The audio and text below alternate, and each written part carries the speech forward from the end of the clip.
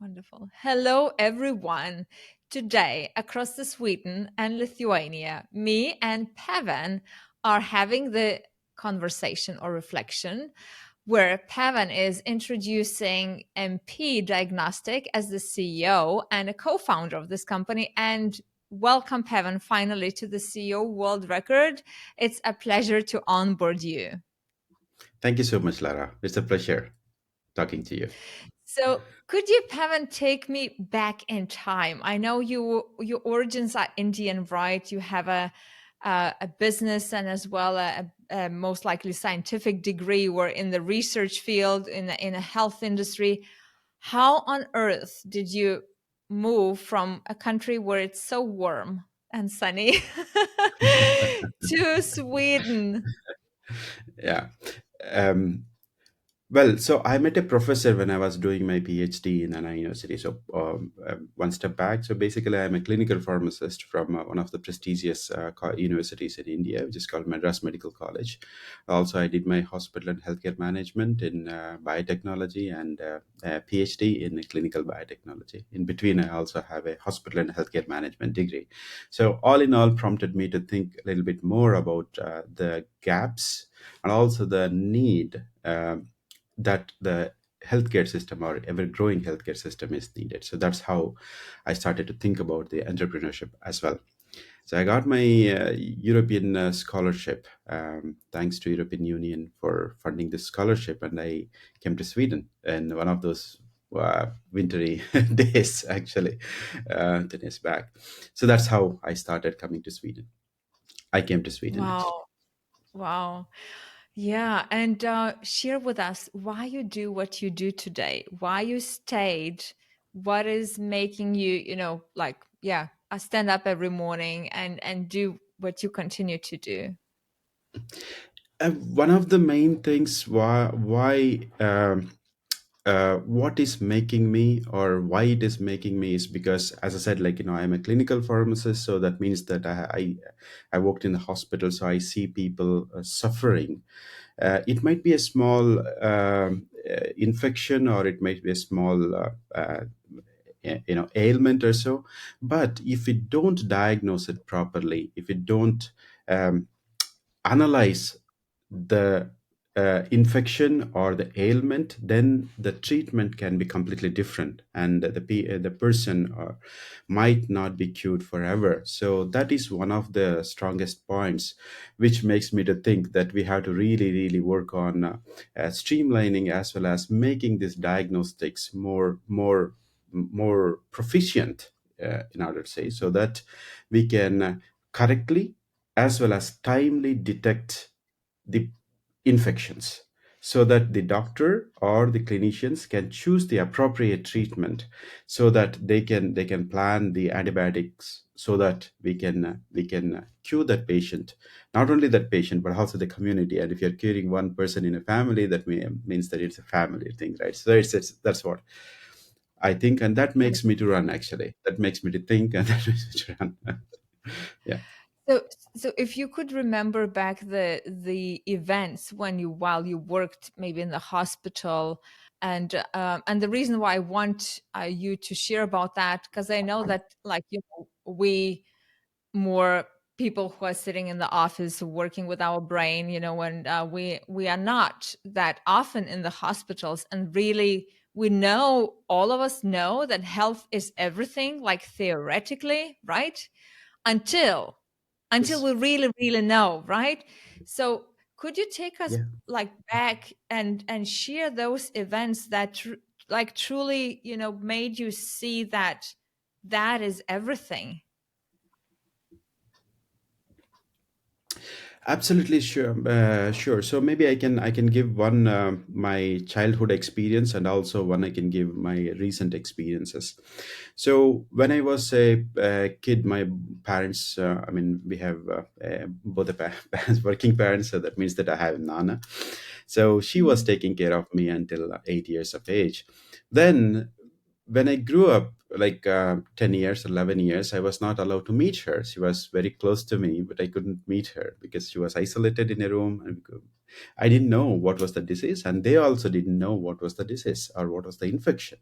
But then eventually she passed away. And and later, when I grew up and when I started to learn and know things, then we came to know that she was suffering from tuberculosis, which is one of the world's deadliest infection. So tuberculosis is killing about 4,400 people every day, which you cannot imagine, right? So this is one of the incidents that really hit me hard. And secondly, when I came to Sweden, I have a friend, and he is also from India. So he invited his parents here. And then his father was suffering, and he went to the doctors here and clinicians around the hospital for almost 3 months.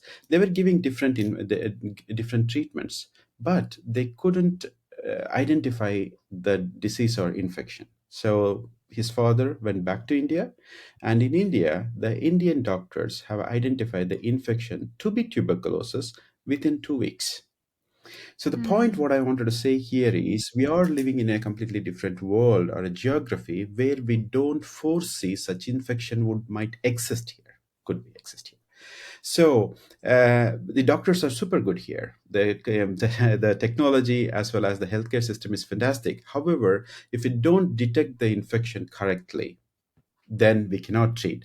And the patient who is here, so probably with simple cough, with one cough like COVID, for example, he could spread the infection into this community and disease. So these are the two different incidences as you can compare with. Mhm. And so that is something is really intriguing, and that's why I started to think about diagnostics. And eventually, to add it to this, there is one more component. I have been working with very eminent scientists, actually, in Sweden. Came to Sweden. I have been working in the globally renowned universities. I have been working with Swedish National Research Consortium called Science for Life Laboratory, where I met Professor Mats Nielsen, and he is working in a fascinating technology called padlock probe and rolling circle amplification technology, which is like a PCR, but it can detect the mutations so proficiently. So it is so specific and sensitive. So that fascinated me to also think about, to work with him and combine these all these experiences together, which is which prompted me to do what I'm doing today. it's a it's a little bit That long answer, but the thing is that it's a it's I think. beautiful story, and it is so anchored in all of your decisions, the ones you took from the moment you started being aware about that. My grandmother, she died from tuberculosis like many Oh, years ago. She was around 50 something, and I still remember my mom quite young. I mean, young, right? Yeah, yes, left without a mother. So I couldn't yet understand as I was a kid what loss it was for her. Like yes, today, when I step into my mom's shoes and I kind of imagine if my mother would die from that type of disease, I probably would never, forgive myself yes, if not, I mean, if knowing that, it's kind of genes or whatever, maybe it's my yes, assumption that she didn't get a right treatment or yes. didn't get Ye- identified the cause early enough. So what you do is just amazingly impeccable. So let's go to the world record question, Pavan. Then how is the world better off because MP diagnostics are in it? I will answer this question with a lot of responsibility because we are EMPE Diagnostics is so proud to be here because we are fighting to solve one of the major healthcare problems that the human race is going to face, which is antibiotic resistance. And of course, we cannot solve all the problems, but EMPE Diagnostics has chosen a piece in the big puzzle, and we would want to solve that, which is diagnostics. And in this case, we have chosen to start with the tuberculosis, which is one of the ancient infections, so to say. And even today, 2 out of 3 people are misdiagnosed, or they are not even diagnosed properly when it comes to the antibiotic resistance of tuberculosis. And we would like to solve that problem. We wanted to identify the antibiotic resistance already in the first clinical meeting between the doctor and patient, so that the doctor can choose the appropriate as well as necessary antibiotics that can provide the effective antibiotic treatment, so that we can cure the patient as well as curb the spread of antibiotic resistance Mhm. in the community, that is also in the world, so to say. I can just imagine how easier life would be for everyone. And most likely, we could even prolong our lives when we're Yeah. meeting our family doctor who, is able to have the time to see us, right? Yes. And listen and hear to our being more than even we can. And what you are aiming for is simply amazing. And Pavan, I kind of wonder, knowing how complex the entire healthcare system is. There are most likely, I mean, definitely there are challenges and pitfalls and etc. But where do you see the leverage points in the entire system that, like aiming at those could truly give or amplify what you are looking for? What type of areas would be, the leverage kind of places? Yeah, that's a very important question to be discussed, actually. So I would see it in different in 2 or 3 different levels. One, I see um, at a grassroots level. So, for example, tuberculosis is one of the uh, working force type of people Mhm. infection, and unfortunately, because this also related to the nutrition and the quality of life, right? So that is kind of very much related to that. So that means that our poverty, for example, if we increase the level of the quality of life, the tuberculosis can very well diminish, or it can be very well controlled. So that is one thing. So that said, that if the person is living in a if a worker is living in a rural part of the world or country, then he has to travel, sacrificing 1 day's uh, salary to visit his hospital, and he has to go back, then he has to follow up with the treatment. So it costs about 60 to 70% of the family income to just make sure that he is getting the proper treatment, right? So that is where we wanted to play a major role. So that means that if we can provide the correct diagnosis and help the doctor to choose the correct treatment, then he can be treated with the proper antibiotics and with the proper prescription treatment, antibiotic treatment, within 3 to 5 hours. So then this person can go back happily with the correct as well as with the proper treatment regimen. So that's one thing. And the second thing, what I wanted to say is that, like the globe we are talking about, but now the with all the mass migration of the people, the world is becoming a small village again. So now we see it. We were saying it, but now we see it.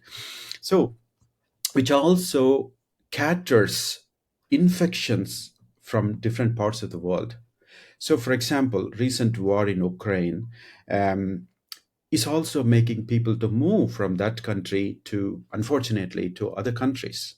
So when the people are moving, they're also moving from not only with all the sorrows and burden which we wanted to share at as a humanitarian uh, perspective, and we have the responsibility to care for the people, not only for that per se, but also it will become one more responsibility, that we have to also care their health. So, for example, in this case, in this part of the world, there are at least 30% of the patients have the multi-drug resistance. And say the people are moving from that part to the different parts of the Europe, um, and we have to take care of our own people as well as we have to treat them. So then it is really important for us to properly diagnose them.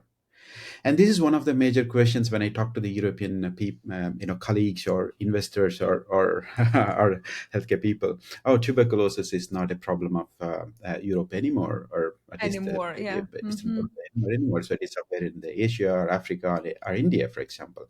No, not because the people are moving, and it's one cough of a potential TB patient can spread the infection to anybody across the table or in the room. So it is really important for us to focus and also to initiate such measures and to identify and also provide the proper medication, so to say, or the controlling measure for the not only management of tuberculosis but also for the management of any such infections. Hmm.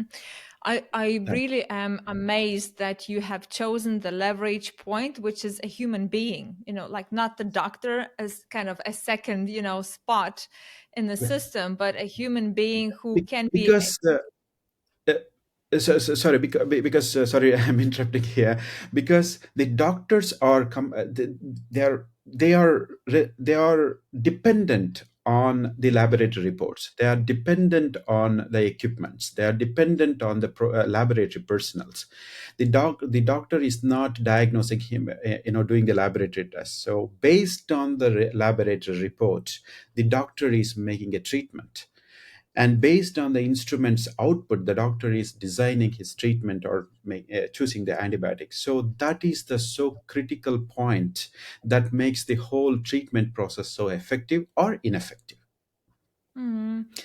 And Pavan, If there I is no just proper want. diagnosis, then so if there is no correct diagnosis, even though the doctor is so efficient and there is we could have the super good healthcare system, but at the end of the day, it will become ineffective. So the Yeah, and it treatment, the would be diagnosis it is the would key. be a wrong improvement at a wrong place. So I really kind of feel with you, that you've chosen the patient, and at the same time, I wonder now, thinking about my dad, my mother, some of the neighbors I've got, even here in Lithuania. I mean, and we got as well some Ukrainians living.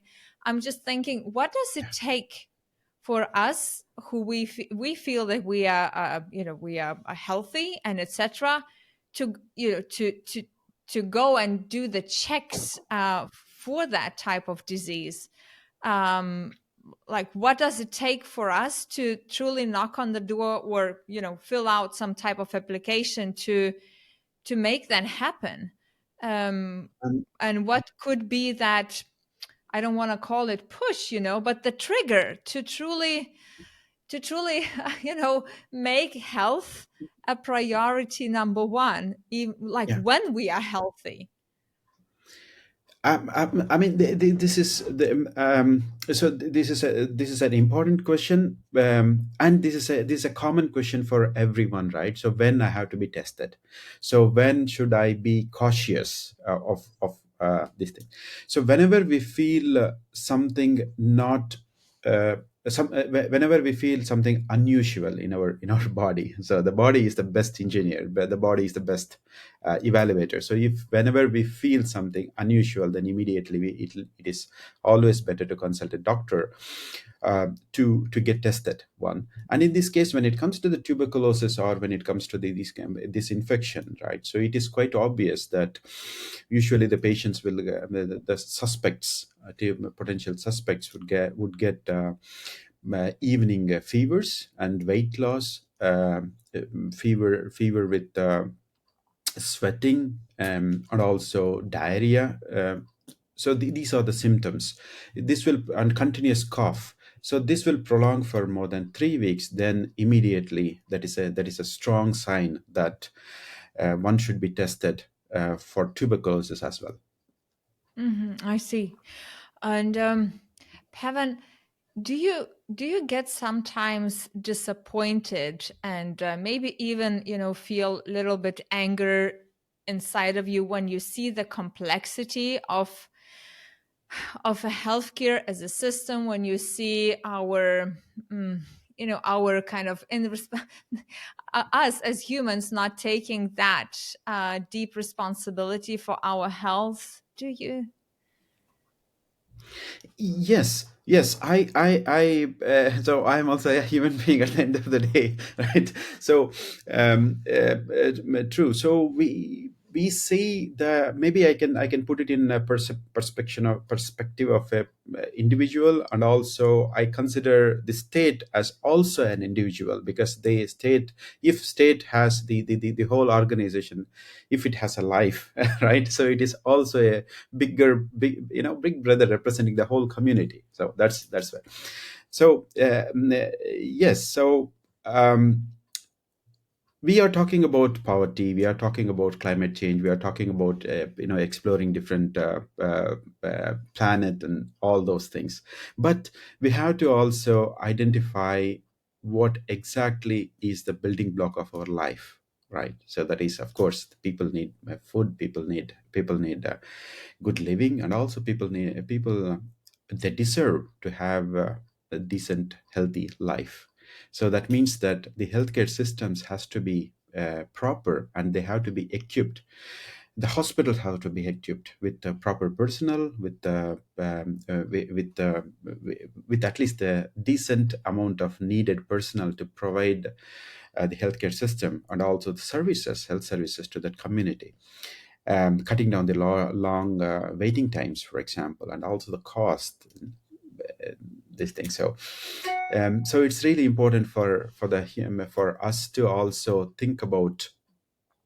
um, think about is not to wait so long and postponing the hospital visit. So if I don't feel good, then it is immediately I have to go and meet the doctor. It might be a potential infection which we don't know. So then we, unless until you test it and prove it, then you don't know whether you are exposed to COVID, whether you are exposed to HIV, or whether you are exposed to other respiratory infections or whatever. Until that, we don't know. So it's really important, and we have to, as a citizen, we have to take care. We have to. It's our responsibility to get tested properly and to be honest about it. If I have tuberculosis, then I have to be honest to you, telling that yes, I have tuberculosis, so that it is not only about me but also caring about you as well, right? So about the society. If I hide myself that I have tuberculosis, but I don't tell, and I go into a community or a party hall coughing around, and that's not nice.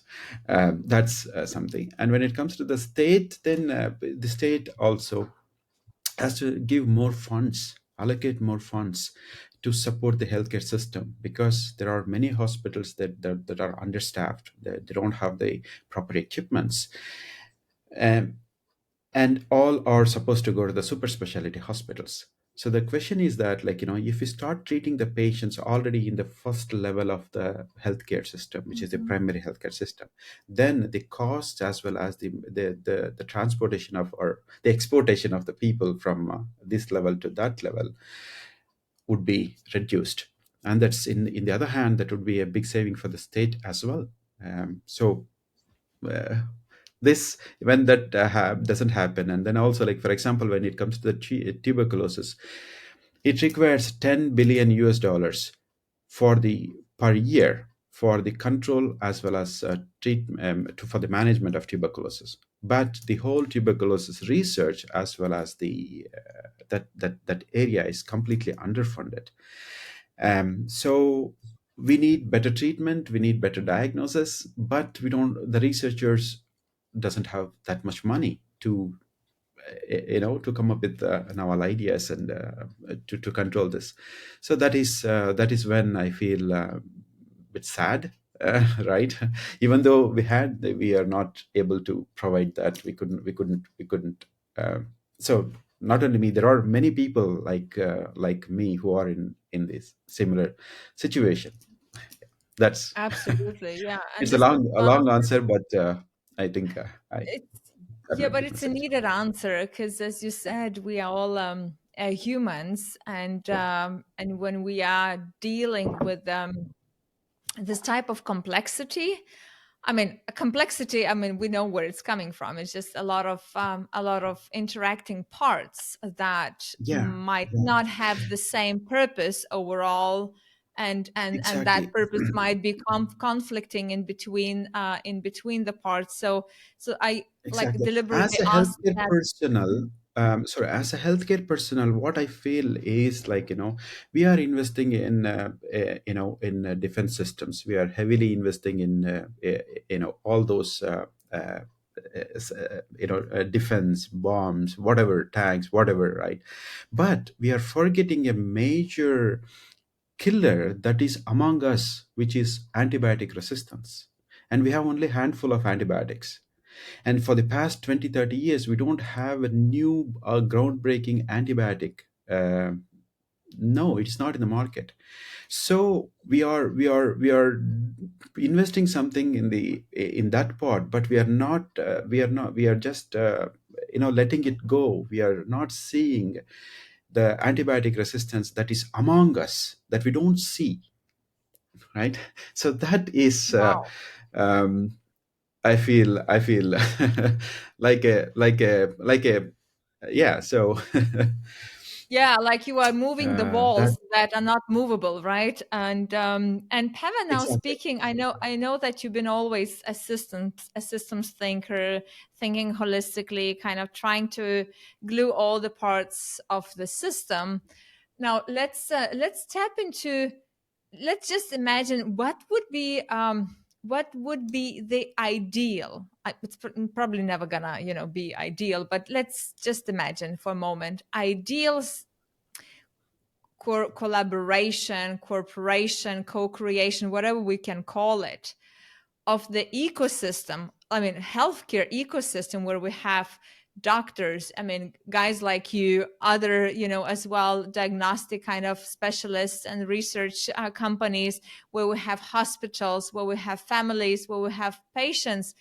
How do you imagine that ideal collaboration could actually happen, and what needs to change in this, I mean, top down kind of silo fragmented, not supply chain or ecosystem, to truly see, as you say, right, to see. Yeah, yeah. um so what I say is that, like, first of all, we have to spread the awareness that this particular infection is not only for this country, for this geographical location. So infection can travel very fast. It can we have seen COVID. We are not even completely recovered from that. So that is one thing. And the second thing is that the most important thing now, post COVID, there is a huge change. There's a lot of changes that are coming up in the healthcare system, and it is completely revolutionizing. There are new techniques are coming up, but in my opinion, I would still insist that we should improve the healthcare facilities at the first clinical contact points. We should equip our wards and rollins. We should equip our primary healthcare centers. We should give more staff. We should appoint more doctors or nurses, or and the equipment that filters about a majority of the suspects. So if we can and that is the so in the total treatment cost, the diagnosis cost is less than 20% or around 20%. The rest of the 80% cost is for the other associated cost, like the treatment, doctors, infrastructure, antibiotics, operations, whatever, all those things. But if these 20%, if we can spend it properly, and if we can equip it very well, so that means that we can certainly reduce the amount of this 80% healthcare expenditure. Mm. And this is where human psychology is, right? So if I'm suffering from a disease, if I get my doctor appointment like 2 weeks after, then how I would feel, what would be my mental condition, right? So rather, if I get my immediate attention, uh, and then if I could meet the doctor, and the doctor says, okay, whatever, and then he will give the first preliminary treatment, or then he will channelize whether I it is needed for me to go to the another super specialty hospital or whatever, right? So that is something I would really insist on that actually. I see that absolutely, and it goes so well with the kind of having the capacity and capabilities to see the Exactly. person when it's needed Yeah. without waiting. So there is a response to that person, and yeah, it's I get that.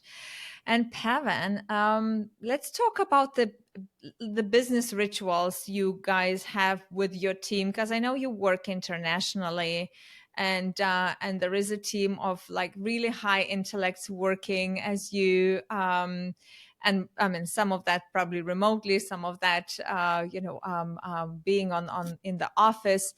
What rituals help you as the CEO to be anchored to this big audacious impact you are creating with the teams? What do you do when you feel, those walls ahead of you, and when you are, time to time, like seeing that some other parts of the ecosystem just simply don't see the way you do? So what rituals, guys, you practice? um, well, so I would also like to thank our funding agencies, our stakeholders, because they are the primary ambassadors of our company and also our vision and mission actually. So we have. We are so proud to say that we are one of the European innovation grantees, and that puts us one top 1% of that category actually. Then today we are running three European Union projects together with 14 countries, where we have more than 30 partners in different parts of the world.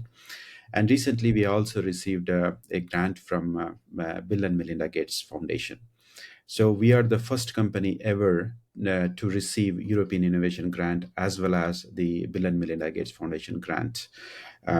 In this case, and that is something that is so important. And why I'm talking about this is because, like, we are also using these platforms, and where they wanted to help such companies and also such initiatives in the under the healthcare systems.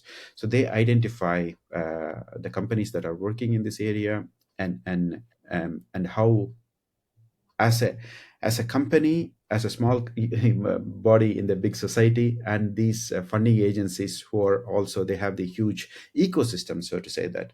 So we together work with them to tell what how the society is looking like, and what are the problems, identifying the different infections, what are the major killers, what are the socioeconomic problems.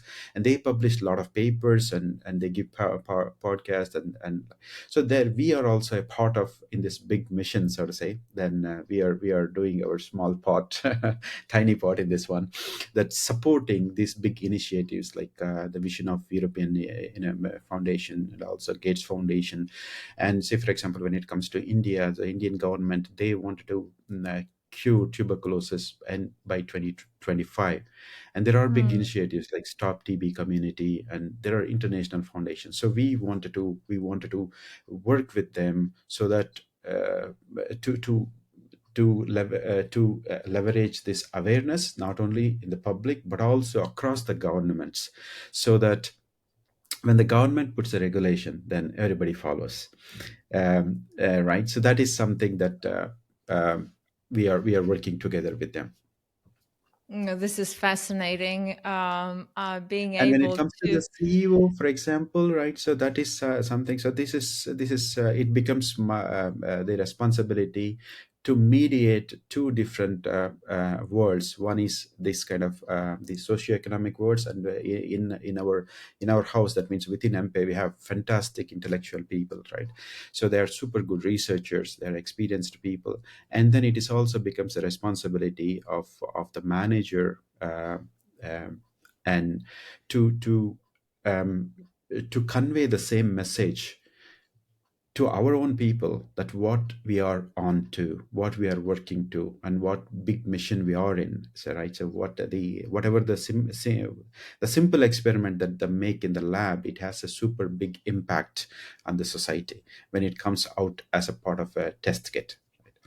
So now I am also happy that we have a new CEO, Mr. Raghavendra Gaud, who joined us from Saitiva, and he has a lot of experience in also in talking. And we have a fantastic board. Matt Nielsen, the co-founder, and he himself is an inventor, serial entrepreneur, and Sven Hofner is a board member who is the former director of WHO National Reference Laboratory of Tuberculosis in Sweden. So and yeah, so we have we had Katharina Lagerstam previously, our chairman. So we have a good team of people. So where we take this information and also season it, how we can convey it to the people so that they keep the motivation to make it better, and the same how to convey the other side of the table. That's Hmm. yeah. I love that you are not closed into your little bubble, and you have, the touch points with so many, um, parts of that foundation and other initiatives or projects that where you meet other people, where the purpose is the same, where you can truly open up as this living system and truly like amplify and grow and evolve. I think normally, like when I speak with other CEOs or work with other companies out of healthcare, it seems that that muscle or that like openness to connect with other parts of the ecosystem and truly either initiate or be proactive in educating and creating awareness, it's missing. So any type of industry can truly tap into healthcare and what you just described, and get those principles embodied in their systems. And the last question, Pavan, are you aware of the things that or fears or doubts that are kind of holding you back and the company back? And could you share those with us? And what do you do normally to to kind of overcome that? Um, Two things actually, I would say. One is for every small company like us, even though we are getting the grants, getting the investments is a major challenge, and so that's it's always a rat race. Right? We wanted to get the investments. So that's one thing. And second thing, and some people think like. When they see us as a, so they always think that okay, yes, you're working for tuberculosis, and this is, and then you have to try with you have to meet the impact investors and not the institutional investors, right? So because so that's one thing. But then when we go with the impact investors, of course they do that, but then the technology has to be matured enough in order for them to trust and come. Otherwise the early funders has to be done. Now we are so happy that our first product has been received the commercial license from the Indian FDA, and we are getting into the market. And of course we are also initiated the multi-country evaluations in Europe as well as in India, and in Asia Pacific, starting in Indonesia. So things are moving faster, and we're also coming up with the different products. So it all needs investment. It all needs timely investments. So that is something that is one of the areas that we always work. And the second thing is that.